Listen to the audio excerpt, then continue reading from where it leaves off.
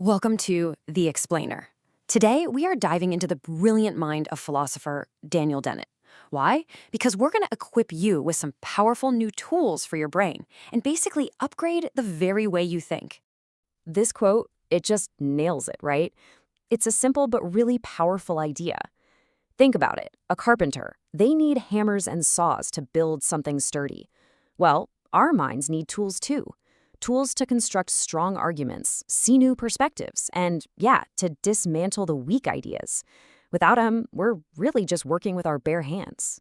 I mean, let's be real. Thinking is hard work. And Dennett points out that most of the effort isn't just about having ideas. It's about resisting all those mental temptations. The easy, comfortable assumptions that feel right, but actually lead us absolutely nowhere. So, how do we get better at navigating this tricky landscape? Okay, so first, let's really understand the problem we're trying to solve. Thinking with a bare brain. First up, let's meet the heroes of our story. These are the incredibly useful tools that Dennett calls intuition pumps. So, what is an intuition pump? Think of it like a carefully designed story or a little thought experiment. Its job isn't to give you the answer. Nope. Its job is to pump your own intuition to the surface so you can see a really complex idea from a completely new angle. It basically makes the abstract feel concrete. Okay, to see how this works, let's walk through a classic example. Just imagine this. There's a jailer. Every single night, after all the prisoners are totally sound asleep, he goes around and unlocks every single cell door. He leaves them wide open for hours. But then, just before anyone starts to wake up, he quietly goes back and locks them all again. So here's the big question this little story raises. Are those prisoners truly free? Do they have a real opportunity to escape? Now, most of us would say, no way. And this intuition pump shows us exactly why. For an opportunity to be real, you need timely information. An open door you don't even know about isn't a real choice, is it?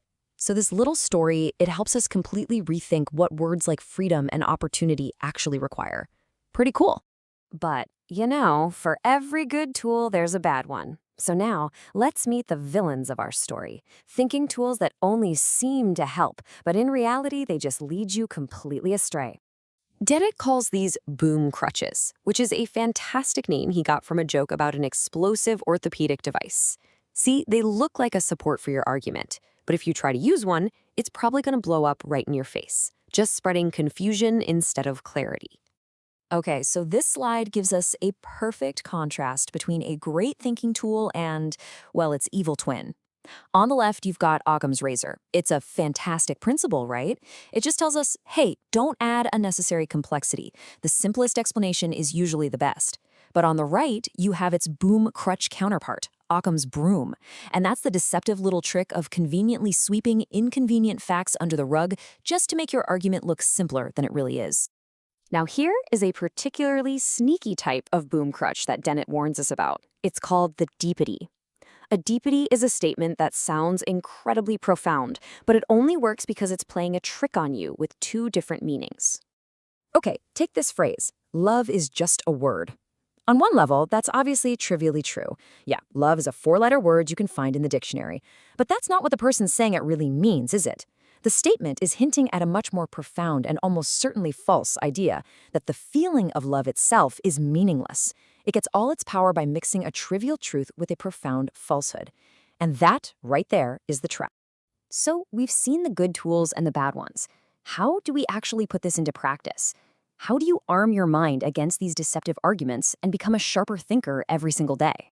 Well, Dennett gives us this fantastic warning signal to look for in any argument you read or hear.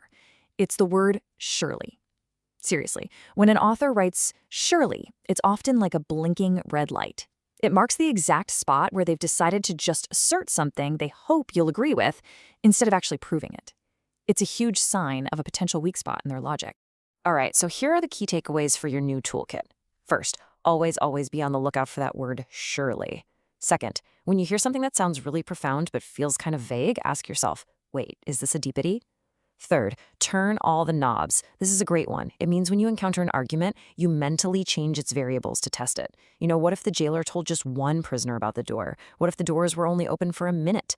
Pushing on the details like that reveals if the core idea is actually solid. And finally, just get really good at spotting the difference between genuine tools like Occam's razor and all those deceptive tricks like Occam's broom. Look, clear thinking isn't some magical gift you're born with. It is a skill, and it's a skill we can all practice and get better at. So now that you've got a few new tools in your belt and you know what to look for, I'll leave you with this. What deceptive arguments, what boom crutches are you going to start noticing everywhere?